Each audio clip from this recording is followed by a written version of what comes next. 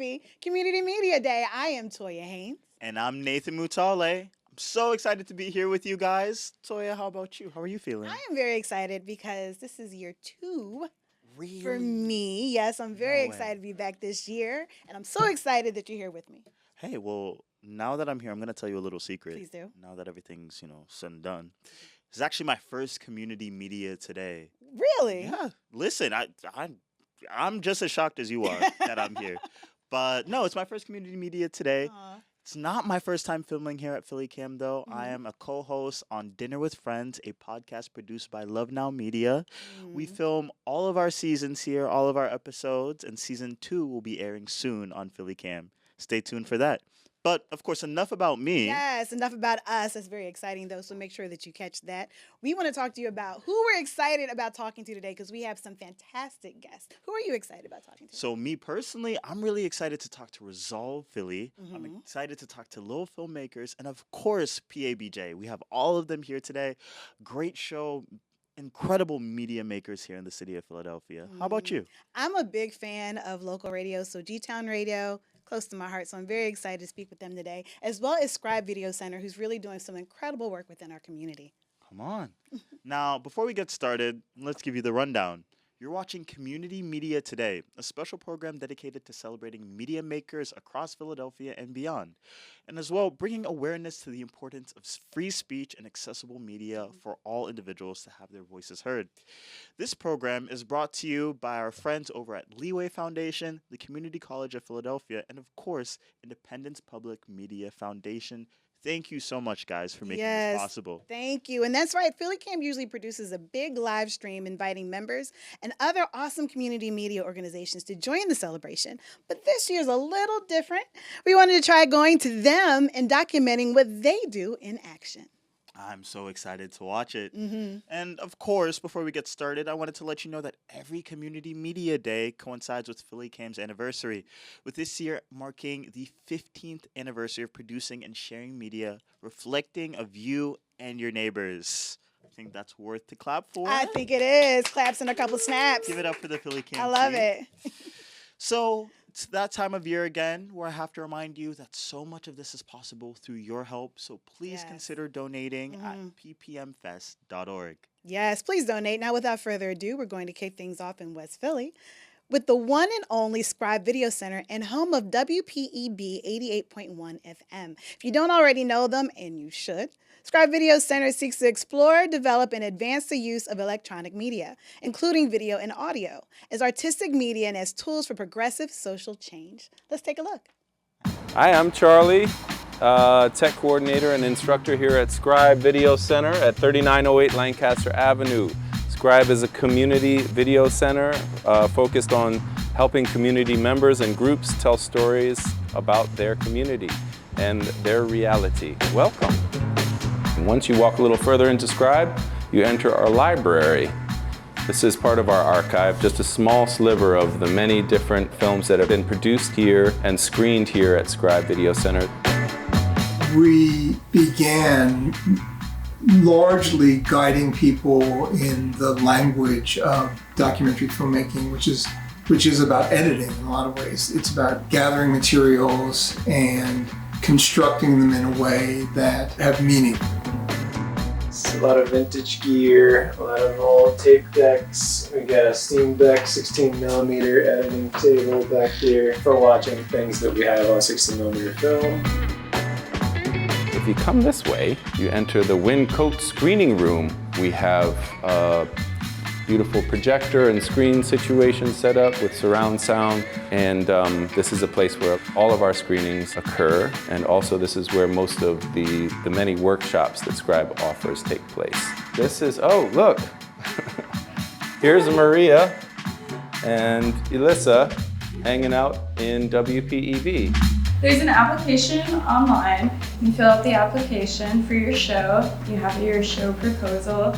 Really, we're trying to find different people who are really plugged into the cultural landscape of Philadelphia, trying to amplify voices within legacy communities here. We have a lot of talent that lives within our boundaries who just want an opportunity to hold on to a camera or be able to to learn how to use a microphone or be able to have a voice to say what's on their minds and things that they're thinking. So Scribe provides those opportunities. We aren't interested in pushing people into any specific narrative, but more helping people to dictate their own truth and reflect the reality that they know. There's a lot of access and the community connections are really deep. And so that comes through in the programming and the kinds of people that come here to be part of events, attend events, host events. Being in public spaces, coming to neighborhoods so we can be direct within the community, thinking about how we can better serve a creative community as well.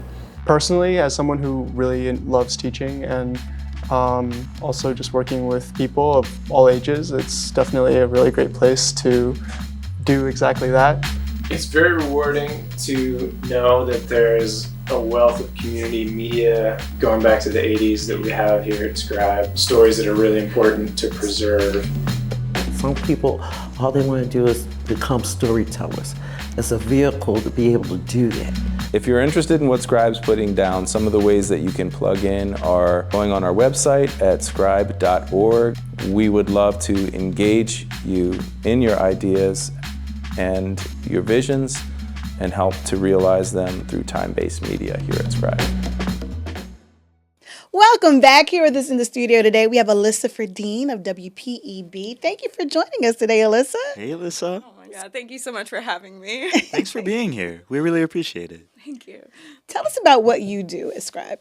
So I'm one of the technicians. There's 3 technicians at Scribe.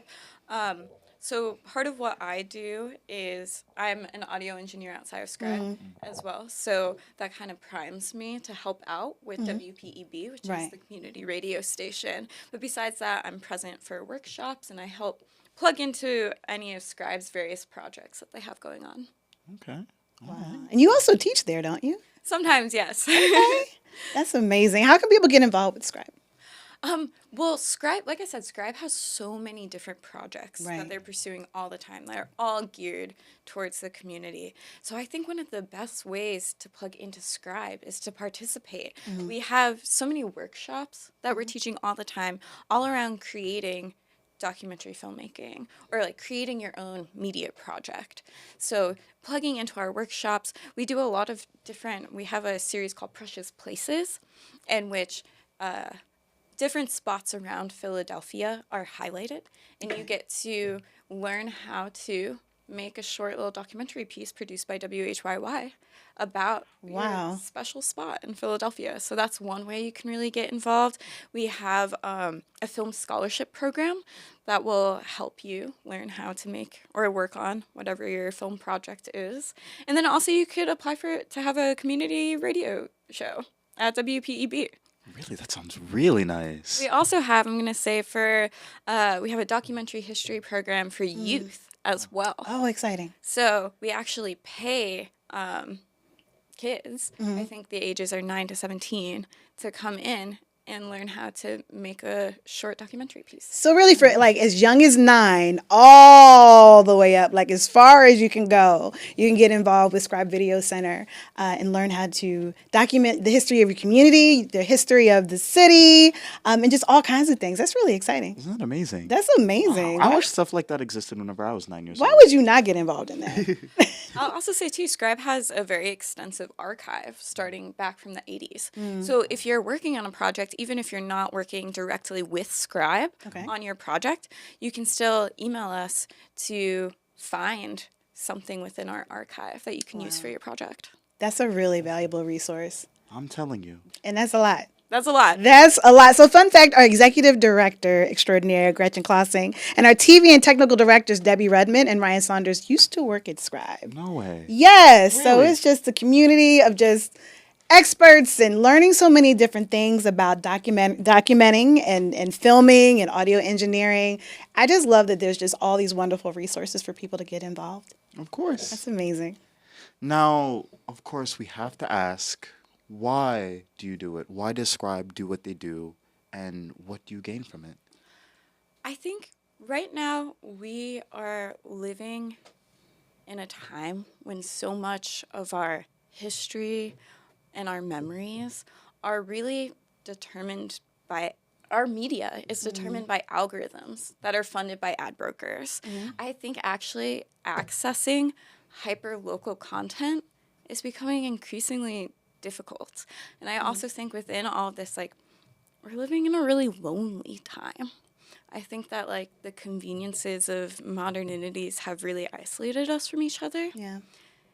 Why I love Scribe and why I think Scribe is so important is because you have a physical place of togetherness where you can come, you can learn, create, and narrate your own stories. Yeah. And that's so important, I think, at a time when, like I said, accessing that hyperlocal content is becoming more and more difficult. And because of the archive, too, I just think it's so important that we're able to, like, hold on to these memories. Really, Scribe is a neighborhood community center, or a neighborhood media center, rather. And I think that's really, really important to be able. And because it has such a now sort of long history, too, of people coming together, there is really a community within that space. So that's why I'm there, is because I think media is important, and I think that the ways in which they go about creating this media and storing this media is very important, especially at this time and place in the world. Of course. Of course, and that's why community media is important. Definitely. And that's why Community Media Day is important. Thank you so much for joining us today. Thank you, Eliza. Thank you, Alyssa. We really appreciate you so much for joining us. Yeah, thank you. Now we're going to move on to our next organization. We're going to head up right to Roxborough to take a look at Little Filmmakers, who's training young adults to use media and the arts as a tool to overcome societal and personal barriers, along with preparing them for career opportunities in the industry. Let's roll the footage. I'm Janine. I'm the founder and executive director of Little Filmmakers. I want to invite you to our new studio space. Let's go. So Whitney Houston said, "I believe that children are the future." And that's true. Little Filmmakers is that place where you go as a young aspiring artist and you learn to find yourself, you find your voice, you find your community, and you find your niche, whatever that thing that you want to learn how to do. Little Filmmakers is the place where you go to learn how to do it well, and then do it for the community. We work with kids between the ages of 10 all the way to 24, 25. We have this educational to work pipeline. So what we do is we bring the kids in while they're young. We train them up over the years, and our goal actually is to help them find jobs. Welcome to our space. This space is a community space, so our job right now is to bring as much of the community into Little Filmmakers so we can offer different classes, workshops. We have community events where the kids come in, they get to use all of our equipment, work with our team, work with our other students to create content. We're here today to have this great discussion and great collaboration with Little Filmmakers. Using it to capture A-Bro today, also to take photos on here as well. We recently had a play hosted here called Patch Up Street, and I was the video photographer and also the marketing person for it. I think Little Filmmakers definitely has a great sense of community. Like Janine has done like a great job of bringing like different people, you know, from different walks of life together. She basically is the reason why I'm here. She's the reason why I'm here. She's the reason why like most people are here in this program. She really pushes you a lot. We're trying to fill the market with young, inspired filmmakers. So we prioritize a lot of work in nurturing the young people who are typically marginalized. So that's folks who are kids of color, kids who are living at the poverty line, the LGBTQ population. So any kid who don't have resources readily available to them, those are the kids that we go after so we can help nurture them and give them opportunities that they deserve. You can come on down here. So this is our atrium/theater space. This is like a multi-purpose space for us. We have our screenings here, we have workshops, classes. We could turn this into a theater space. We make movies. We could turn it whatever we want it to. Pretty much anything I need, this space pretty much has. You see how big this joint is?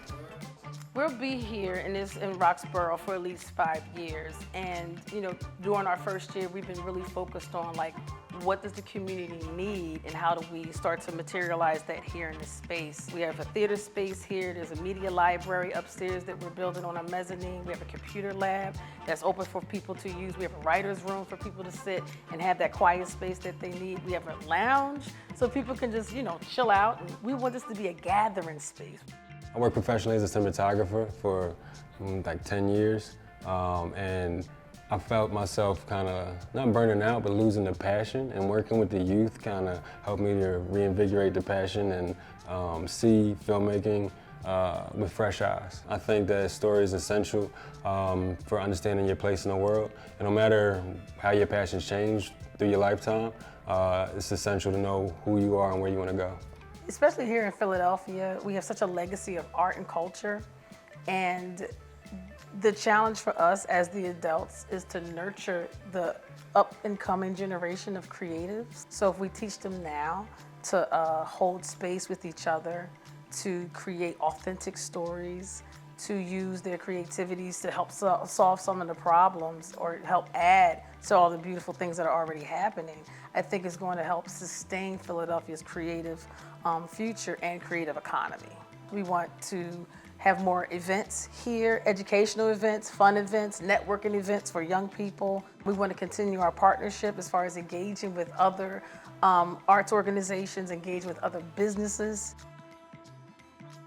Young people can be involved in Little Filmmakers in various ways. We have free community programs, but if you want to become a member of Little Filmmakers, there is a registration process and an enrollment process. So we try to make sure that whatever type of art you're interested in, we want to make sure we're able to accommodate you. Whatever social emotional learning you need to go through, we can help nurture that. So it's just about reaching out to us via our website, our social media. You can call our office, and we can come in. We have kids come in off the street and just all of a sudden just start to acclimate to like the work that we're doing here. We want to be able to like show folks what the possibilities are. Because one of the things I believe is that creativity solves problems. Now joining us here in the studio today is the executive director and the founder of Little Filmmakers, Miss Cool Sproul herself, Janine Sproul. Hi, guys. Welcome, Janine. It's so good to see you. Thank you for joining us. I'm so happy to be here. So happy to be here. Listen, how are you feeling today? It's a Friday. Listen, it was a week, but I got through it, and I'm here with you guys, so this is the best way to end my week. Listen, so talking about your week, tell us what a week as the executive director of Little Filmmakers looks like. Oh, my God. Oh. It's beautiful, and it's a lot of work. Yeah. But at the end of the day, I'm surrounded by some talented, amazing young people, so that fills me up. So it feels like a blessing, if that makes sense. Yeah, it 1,000% does. Yeah. And what does some of that work look like on a day-to-day basis? Yeah, so if I'm honest with you, we were grinding this week. We had some video deadlines. I work with some young aspiring storytellers, and they would learn today what hard work was, because we did not leave that office till about 15 minutes to 10 last night to get some videos together. So we had a couple of music videos we shot for some community partners. We are editing some other short form stories that we're working on. Actually, tomorrow we'll be in Southwest Philadelphia shooting some interviews with some kids who built a park. Oh, wow. They built a park. So my guys, they're going to be out there tomorrow interviewing them, getting some drone shots. So, yeah. Getting some drone shots. My kids are flying drones. I mean, preparing them Can you teach me how to fly a drone? I will let the kids teach you how to do it. Oh, wow. That right there is all the information you need to know. The kids can teach you how to fly a drone. Yeah. That tells me everything I need to know about your work. Wow. Yeah. All right. Now, how can people reach out to you if they want you to help work on a project or help have Little Filmmakers, I should say, work on a project? Yeah, so if you go to our website, littlefilmmakersinc.com, you can contact us through there. You can also go to our social media, which is at Little Filmmakers all over the place, and just reach out to us because, we're here to teach the community what it is, what storytelling is, and giving you access to do so. We prioritize our younger storytellers, but our kids, we season them up so they can go out in the world and they do big things. So we've partnered with a lot of community organizations across the city, and our kids are in leadership position to help produce a lot of those projects. So if you don't have any experience, you don't need any. We'll teach you everything you need to know. All right. Right there. Listen, forget film school. You got little filmmakers, right? Hey, let's go. Now, you're also saying, or at least highlighting the importance of including youth voices in media. What is it like to watch these kids that you train grow up through Little Filmmakers? Yeah, it's amazing. I've been doing this work since 1999. I just volunteered, you know. I was like, listen, I was a kid that loved movies. Somebody teach me. It was the 80s. I had a Jerry curl. Nobody was teaching kids how to make movies then. But by the time I got out of college, Temple, I was like, well, maybe I should teach kids. So for me, I just wanted to give kids access to storytelling, especially prioritize young people who may not be a part of a film organization or a school that has cameras or mentors. So I literally just opened up Little Filmmakers to be in the community to bring kids in and at no cost to them. So storytelling is essential because I always believe whoever controls the narrative controls the mind of the people. And young people, often they don't have a voice in our society because it's the adults that does all the talking sometimes. So Little Filmmakers give them a pathway to share their voice. And we teach them in a way they do it professional and they do it with care and intention.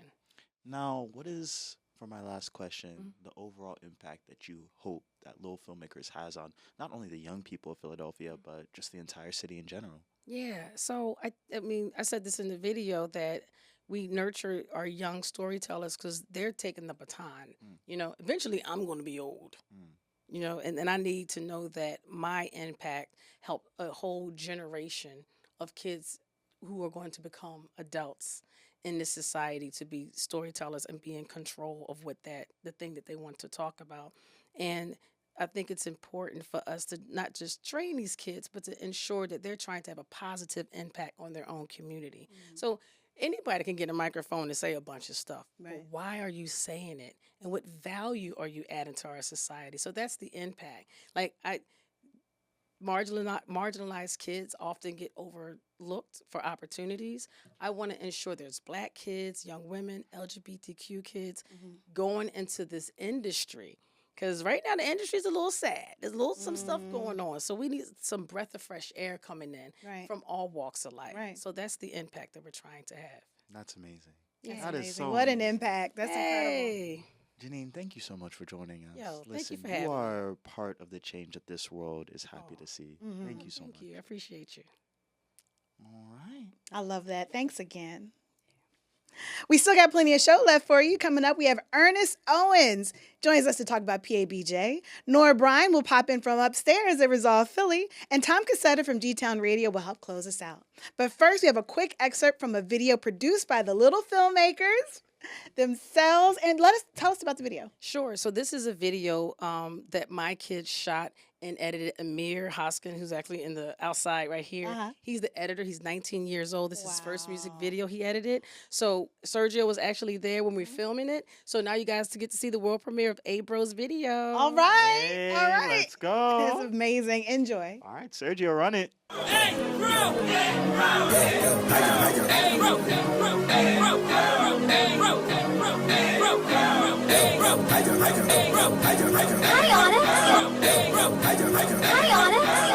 Guys, turn it up.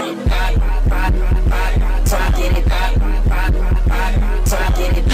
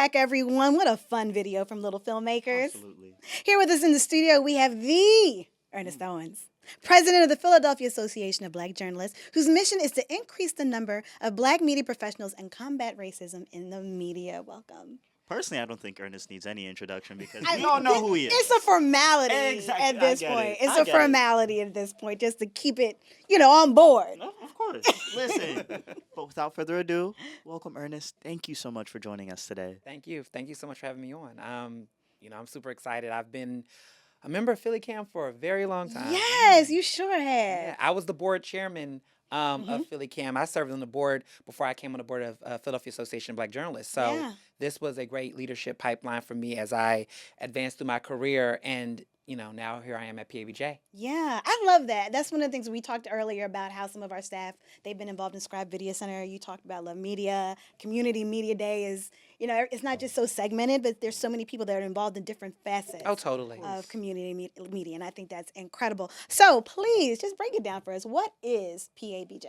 So PABJ is the Philadelphia Association of Black Journalists. We are the first Black journalism association of its kind in America. We were founded in 1974 by some incredible Black journalists here in Philly. And since then, we have continued to blossom. We are an independent 501c3 organization, nonprofit that is based here in Philadelphia. We are focused on Black journalism issues. We're centered on Black media professionals in the region.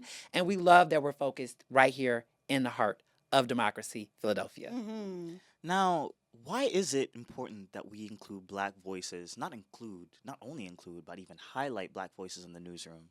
Well, what we do here at PABJ is that we amplify and embrace Black voices, which is very important. I think a lot of these conversations about inclusion, yes, inclusion matters, but just including people without amplifying them, without empowering them, that's what we're fighting for at PABJ. And not just in newsrooms, but in all types of media, because we know that the industry is changing and everyone is doing it very differently. I mean, I have never worked full-time in a newsroom specifically. I've always worked remotely. I've always worked hybrid. I've worked with different people, and I work independently. And a lot of Black journalists are doing it very differently. Like PhillyCAM has always been a great place for me because once I graduated from college, I wanted to learn how to do these skills on my own. And coming here and being able to produce a show like Earnestly Speaking independently here allowed me to do that without having to consider corporations and all these other pressures. And that's important to me. And so when I became the board chairman of PhillyCAM, it was important for me to build relationships and partnerships, and connecting PhillyCAM and having long-standing relationships with PhillyCAM was important with PABJ. Yeah. Tell us about the impact that PABJ has on the community, because it's so good to see it within our community. Something that's ours. I mean, there are other journalistic organizations, but for it to be Philadelphia's. That's right. Tell us about the impact that has on the community. Absolutely. I think it means something when you have an organization that is almost like a watchdog for issues pertaining to diversity, equity, inclusion. And what is great about us is that we're really hyper-local. We're hyper-focused on what's happening here. We don't take cues from whatever the national trends are because we know that Philadelphia is a unique city. We have specific challenges that a New York City or a DC don't have.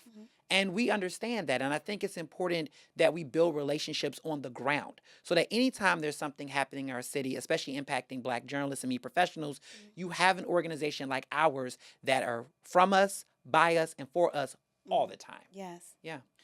And what do you think the importance of the location that we're in, specifically Philadelphia, which is a large center of democracy in terms of this country's history, plays a role into what PABJ does?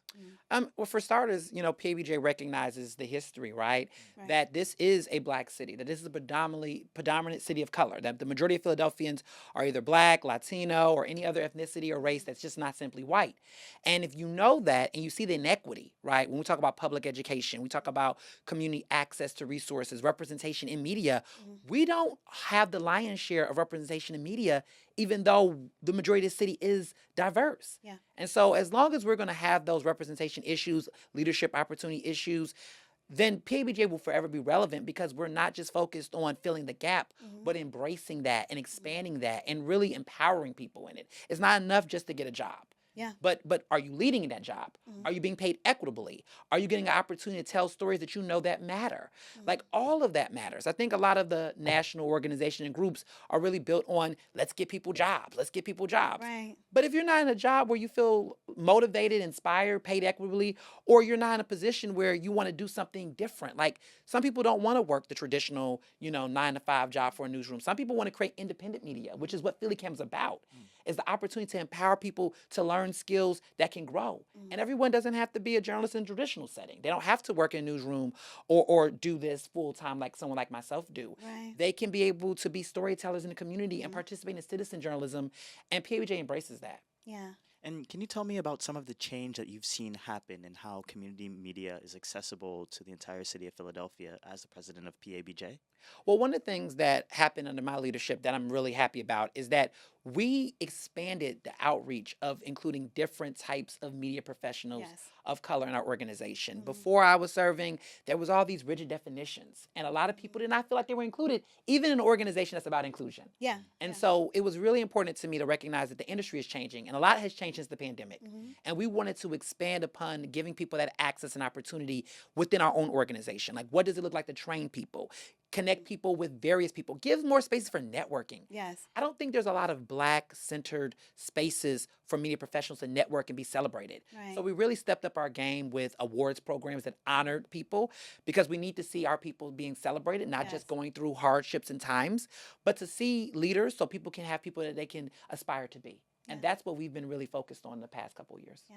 I am actually a member of PABJ. Yes, you are. Same here. Yes, you are. We're members of PABJ. Exactly. And it was interesting, we were talking about just the different levels of, or the different facets of voices that are involved, That's the right. inclusion That's that has right. happened, And so for someone that it might be, because I was a little intimidated at first in joining. I hear you. But for someone that might feel a little intimidated, maybe like, well, maybe my voice isn't important. You're known to be very outspoken, about the things that you very much care about. Right. What would you say to someone that's like, I don't know if my voice is important enough. I don't know if I can be that bold. I don't know if I have something I don't know if I can join something like that. What would you say to that? Well, you don't have to be. I think organizations like this takes people at various levels. I mean, when you think about when people talk about church, come as you are. Yeah. We look at PBJ as that, come as you are. If you're passionate about media, if you're passionate about Black voices being heard and seen in our community at various levels, then we have something in common. And I think what's important is finding that common ground and building people up from that space and really working with people on different levels. And that's what I really love about PBJ is that we are not just a group that have the elites, like only these people with these job titles in the room. Right. We have people from various walks. We have people who are in college. We have people that are, freelancers. We have people that are full-time executives. We have people that are entry level. And what's beautiful about that is that everybody's learning from each other. Everyone's working together. Everyone's building. What I love about my board is that I'm the youngest person on the board as president, but we have someone on the board that's in their mid-60s, in their 50s, 40s, and 30s. And we're all working together to solve these issues because it includes everyone at every level. So for that person who's saying to themselves, well, I'm not at this position yet, we need you because we need to know what we're not seeing. We need to know what kind of things we can do better to make sure people like you in the next couple of years don't feel like it's hard to get in, that it will be intimidating. Yes. And, there's a lot of work that I've done in my leadership to fix that. As a millennial, when I came into the organization years ago, I had the same experiences. But what I admire about PABJ and what I admire about the membership that we have currently is that they propelled me in a space where I can even become the president. I'm one of the youngest presidents in the organization's 50 years. And we've done so much incredible things. We have a headquarters. We have a podcast academy. We have scholarships that we now give out in bulk. We're doing big things on a regular basis. And that is because of the diversity of our members, giving perspectives, and basically not letting anything hold them back. Well, President Owens, that is absolutely amazing. That is amazing. Now, before I let you go, real quick, I just want to let our viewers know how they'd be able to find more information about PABJ. Yes, and how can they potentially even join? Yeah. Absolutely. They can find us at thepabj.org. From now until the end of 2024, it's free dues. Free dues. If you are somebody that's a media professional or a full-time journalist or anyone that's interested, there is various membership levels, but the dues are free for our 50th anniversary year. You don't have to pay dues. And students don't have to pay dues ever.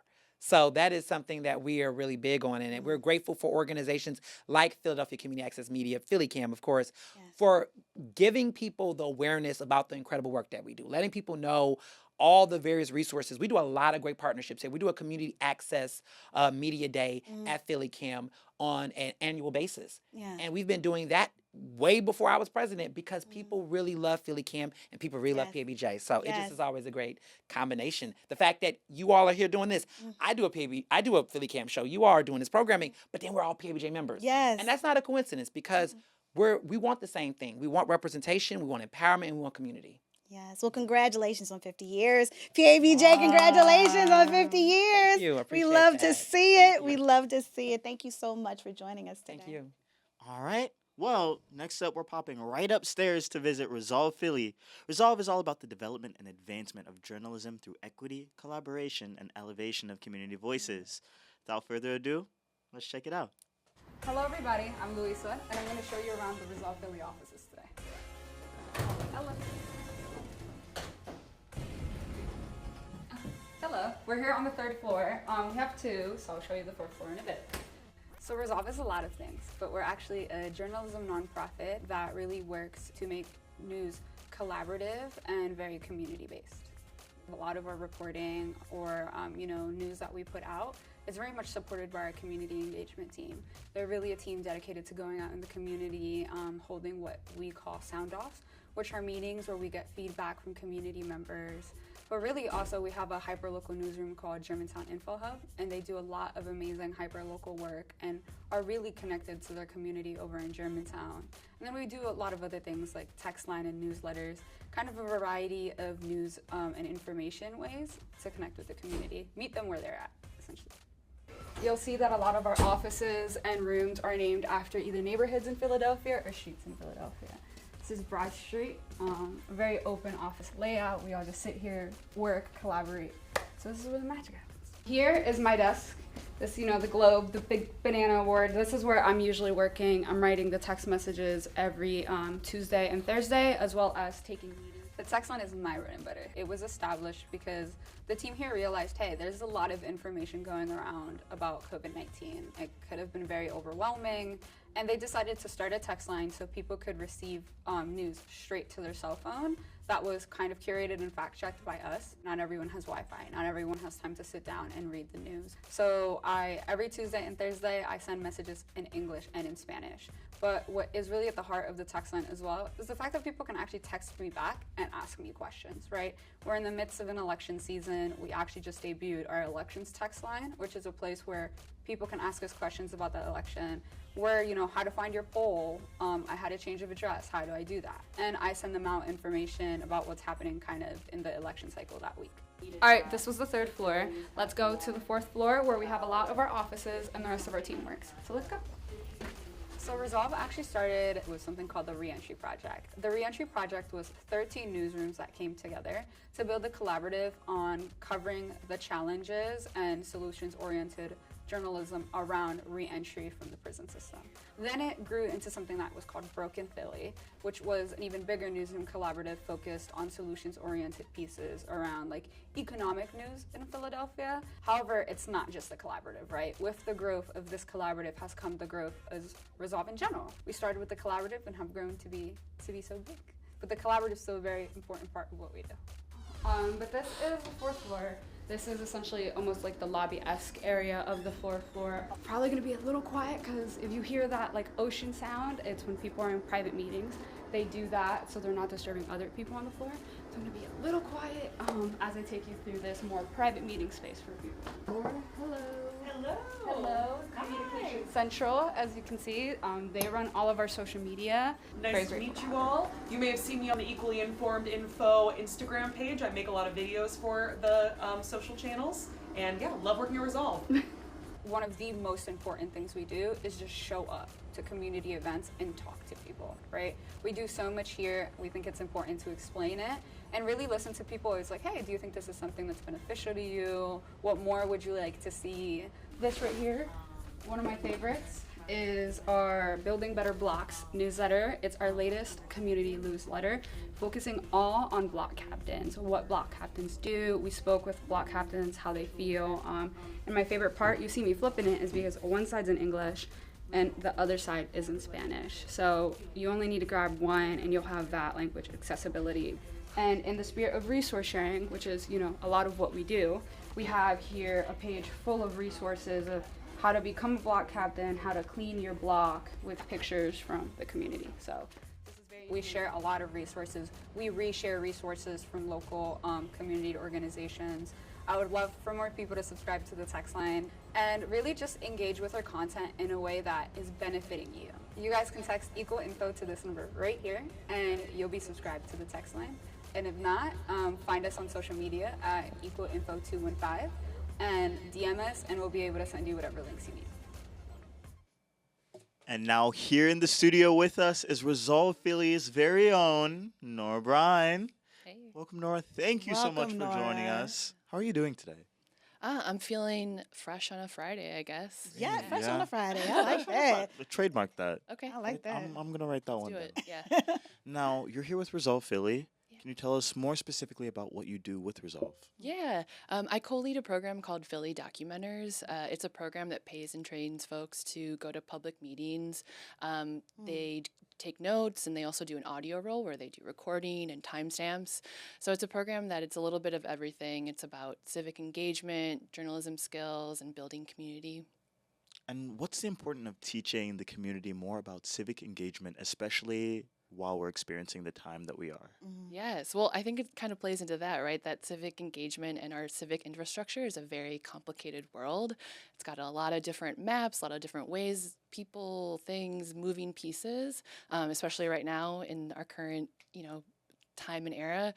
So Philly Documenters is really trying to break down some of those pieces and those complicated mazes that people have to navigate, and try to understand where they can fit in, whether it be note-taking, whether it be public commenting, just even understanding what is happening in these meetings because they're very complex, and the ways that they could potentially bring them back to their communities, to their loved ones, or to their work. Of course. And a lot of Philly Documenters and Resolve Philly's entire ethos in general seems to be focused around solutions journalism. How do you explain solutions journalism to maybe our viewers at home who aren't necessarily familiar with what that is? Yeah, solutions-based journalism is kind of what it says, right? It's all about trying to understand maybe an issue or a specific topic, and not just like looking at it and reviewing, which are really important pieces, but actually offering tangible solutions. So that could look like a newsletter, that could look like community building space. I think Resolve Philly kind of tries to go all different kinds of avenues. Like in the video, you saw the text line, which is a solution orientated thing for a specific area.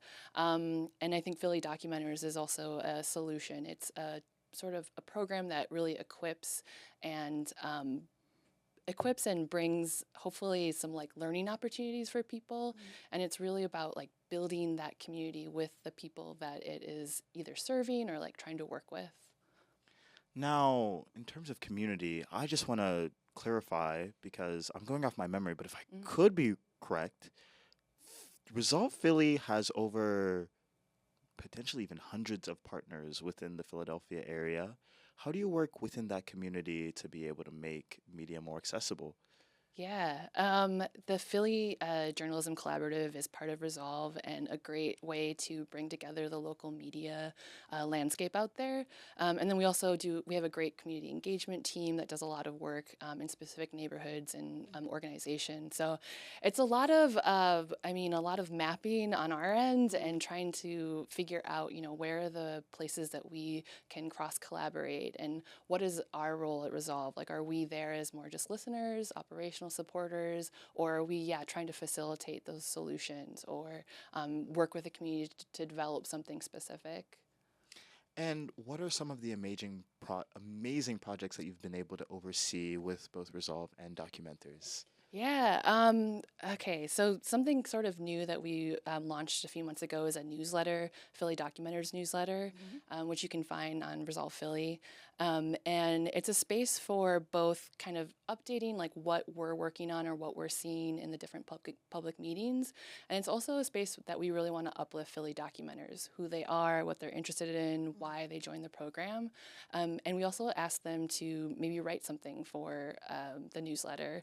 One major concept of or part of the Documenters program is we pay people for their time. So it's an opportunity for them to like kind of elevate their documentary journalistic skills and bring something hopefully that they're interested in to the newsletter. Yeah. Oh, wow. Yeah. Are you hearing this? It's such a unique thing. I think I think solutions journalism is a new, it's not new, but it's a different concept to some people, because I think we're so used to thinking that journalism is just skewed one way. Solutions journalism, I think, is something that's very special in what it does. And then the documenting that you talk about is a facet that's so important that might not be on everyone's radar. So I love that you're here to be able to explain what that is and why it's important. Of course. And what do you hope for the future of the Documenters program? Oh, okay. That's a big one. So Philly Documenters is part of a network. So Documenters Network is different sites across the city who kind of remix the Documenters program. So I feel like, in dream world, I would love to see Philly Documenters just like integrating more with the other cities and maybe, elevating and thinking about the ways that there's just a lot of cross similarities, whether it be that development that is obtrusive or maybe passed in a weird way and we're not sure, or understanding, food insecurity in a city. So I'd love to see like more connections across the Documenters network. And then just within Philly Documenters, like I really look forward to the next year and bringing documenters to the forefront, whether it be like leading orientations, leading newsletters, almost like us, the Resolve, the people taking a step back and just really bringing them to the front. Of course. Now, could you tell those watching at home how they'd be able to find out more about Resolve Philly and the Philly Documenters program? Yeah. So you can go to Resolve Philly, check out Philly Documenters, sign up for a newsletter. We have an orientation coming up in October. That'll be our last one of the year. It's a 2-hour-long orientation that all documenters have to take assignments. And otherwise, if you want to just join any of our community spaces, you're welcome. Yeah. Nora, thank you so much for joining us. Thank you. This was really fun. So much about I solutions. did. That is so interesting. I love that. Now, before we show the last organization, we'd like to remind you that raising money is a part of what we're doing today, and it's a part of what makes this possible in celebrating 15 years of PhillyCAM. Please consider donating to ppmfest.org. Yes, please. And finally, we'll head northwest again over to Germantown to get a look at Gtown Radio, a low-power FM station near and dear to PhillyCAM's heart. Just like WPPM, Gtown is an exceptional outlet for local content, community news, and a diverse spectrum of music. They strive to broadcast sounds, ideas, and talk not found on mainstream media.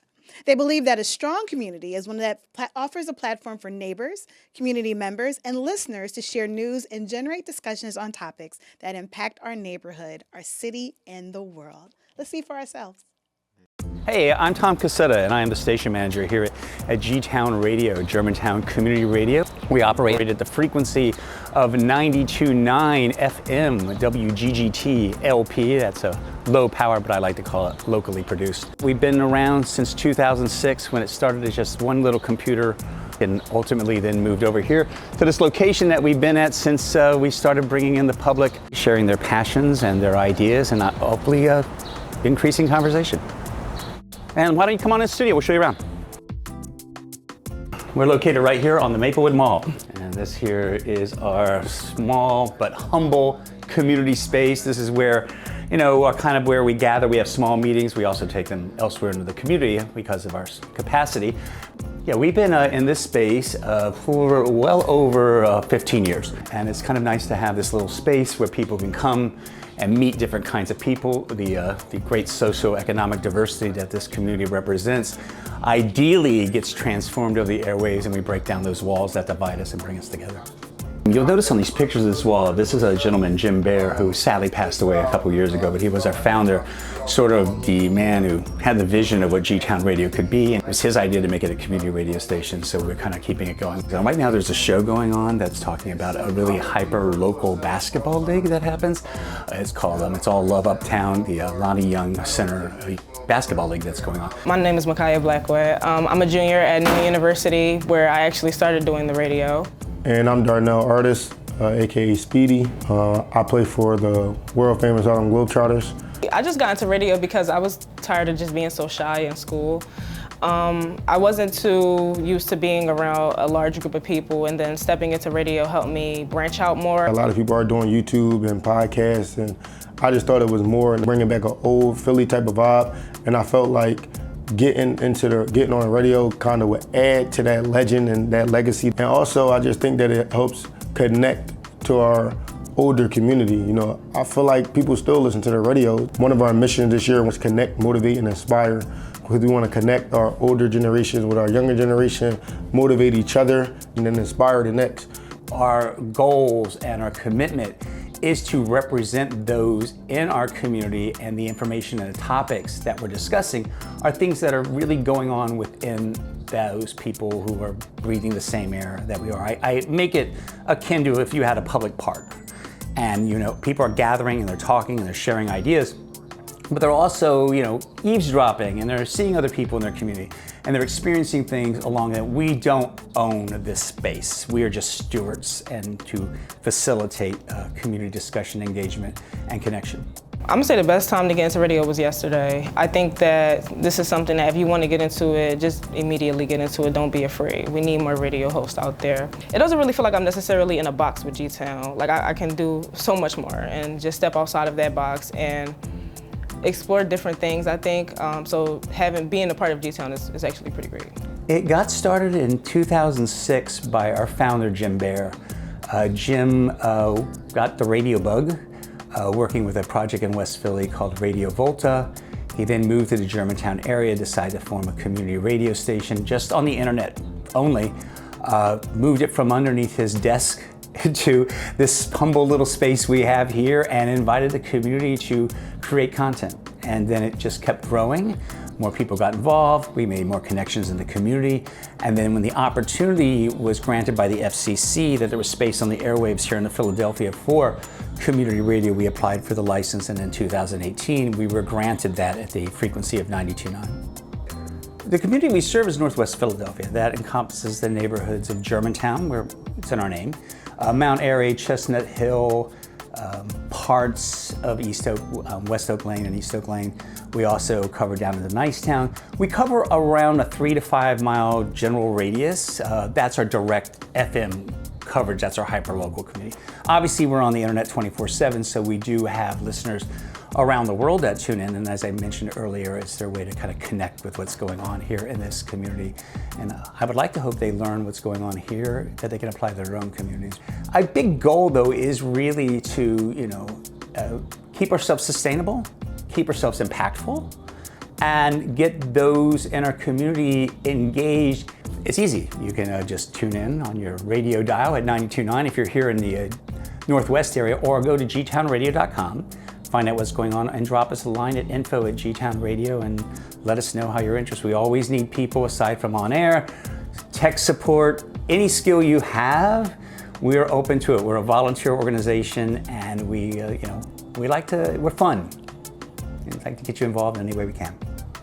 Here with us in the studio, we have Tom Cassetta, station manager for Gtown Radio. Welcome, Tom. That's great to be here. Tom. I spoke earlier about how local radio is very near and dear to my heart. I grew up, I'm a big music nerd, as a lot of people know, and so a lot of what I know about music is from me sitting by the radio as a kid, be it AM, FM, whatever, local, college radio, all kinds of things. Radio to me is so important, but I would love for you to explain for you why you feel local radio is so important. Why local radio is? Yes. Well, we're in a world where everything is just, conglomerates and own it. Having that independent voice that represents you and your community is such a rarity. Yeah. And having people who are behind the mic, either they're playing music or they're talking about their passions, they're connected to it. They're the reason they're doing it is because they love it and they want to share that information. It's like a human experience. We want to share our passions. We want to share our ideas. We want to, engage in conversations so that we can, hey, you're like me and we're not alone in this world because we like something that's not being delivered to us to sell toothpaste. Right. Now, I mentioned you're the station manager. What drives you to pursue Gtown's mission? I have a strong passion for community media. I have been involved in it since I was 18 years old as a senior in high school. Wow. In various parts and different aspects of it. So, not to pinpoint my age, but I've got like 40 years of been doing this. So clearly I obviously have a passion for it. I just feel as though, I was drawn to it. I know what that experience was as a young listener. And then being involved in it and then seeing the impact, and especially as a station manager and being able to facilitate this platform for people to discuss and have this that they never thought they could do. Because you don't have to come with professional experience. We will teach you, and actually in many ways that having those rules kind of tossed aside a little bit allows people to do things that I never would have thought of, and it's amazing creativity. And just to see the participants as well as the listeners just feel like there's a certain joy when you see that I never thought I could do this and look what I'm doing. And it's so impactful on both the participant and the listener's end. Yeah, I think that's what's so exciting about community media and the things that the organizations we've talked to here is that we talked about, youth getting involved. It might be something that you're out of college, been out of college, for a long time, and might say, I've always wanted to do radio, but I was a little nervous, or I didn't know how, or I didn't go to Temple, or I didn't do, there's something so special about getting involved with organizations like Gtown Radio, where you can learn something at any stage, almost any stage. I mean, one of the things I love about it is that we have participants in us who are like, in high school, like we've had 15-year-olds and 80-year-olds. Yeah. And the fact that they can share this space and come together to create the whole bigger picture of Gtown Radio, and then ultimately the bigger picture of community discussions and media. But where does that happen? Where do those great diversity mix together, and different people who never would cross paths in most cases get together, collaborate, and create something together? Yeah. Is that your favorite thing about Gtown Radio? Or There's so many, but that's one of them. One of them is that seeing the results of when you gave someone something that they get to do a show, and then you see it. Okay, this is blossoming, and it grows into something bigger or something I never would have thought it could be possible or think about. And it's really cool when that happens. Great. How would someone get involved in Gtown Radio? Just send us an email, info@gtownradio.com. Go to our website, learn a little bit more about us, discover the programs. Right. But, send us information. We'll let you know. Obviously, we're volunteer-driven, so we love bodies who want to help us out. That's absolutely amazing. I'm sitting here thinking, obviously we're here doing broadcasts, but at the same time, radio is just something that I've personally always been scared to go into because I'm just like, is radio for me? Like, am I able to do it? I think just hearing you say how accessible it is, how necessarily not complicated it is to get into, makes me think maybe that's something that I can definitely listen or look into, especially with resources such as Gtown Radio. I think the impact that you're having is absolutely amazing. Yeah. Oh, thanks. Yeah. Yeah, I mean, radio, you get to, we're so glued to our screens. Yes. And everything is visual. There's just something about just like, okay, I'm just going to use my ears and absorb it that way. That is unique, and, when you discover it, it's quite fascinating. Now, in my similar shoes, what would you say to someone who doesn't necessarily know yet that radio could be for them? Just give it a shot. I mean, are you passionate about something? Do you have the basic human need? I want to talk about what I love, or I want to talk about something to make a change, and I want to build community. That's how we build community. Really, when you think about it, we're sharing our passions and our concerns.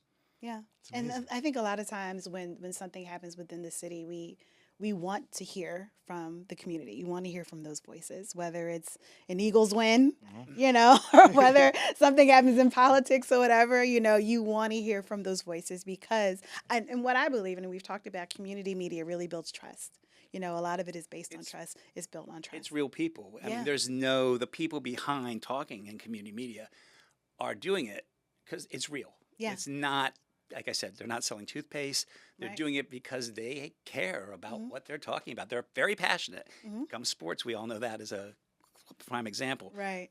People who love the music they're playing, they're very passionate about it. And when it comes to an idea they want to talk about, be it the environment or some of the social ills that are occurring, they want to make a change. They want to connect. And they Right. want the listener to connect. And ultimately, having that direct human people powered talking is really, it goes back, I equate what we do in radio as it's just a public park.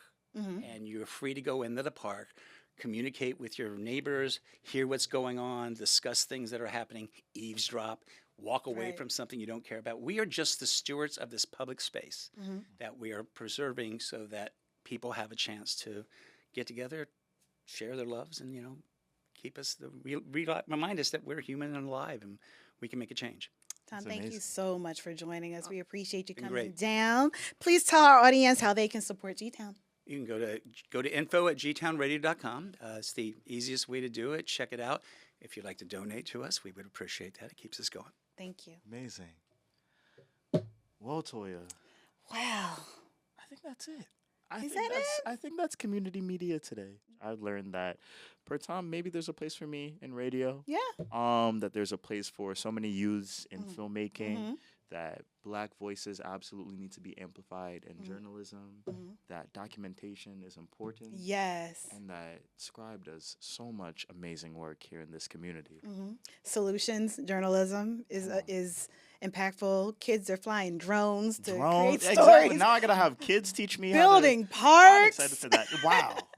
Doing all kinds of things, So and it's many all a part of community. And what we talked about from 8 to 80, Mm. everyone can get involved, and not just as a participant, but also just to listen, learning more about your community, trusting those community voices. It's just been a phenomenal day. Community media is very important. We're so happy to be here to be able to celebrate it with you all. Absolutely. Lastly, PhillyCAM would once again like to thank our sponsors, Leeway Foundation, the Community College of Philadelphia, and Independence Public Media Foundation. And we'd also like to thank all of our wonderful guests and community. It's your support and partnership that makes Community Media Day so special. Thank you for watching. Thanks, everyone. Thank you for watching. And of course, happy Community Happy Community Media Media Day. Thank you, guys.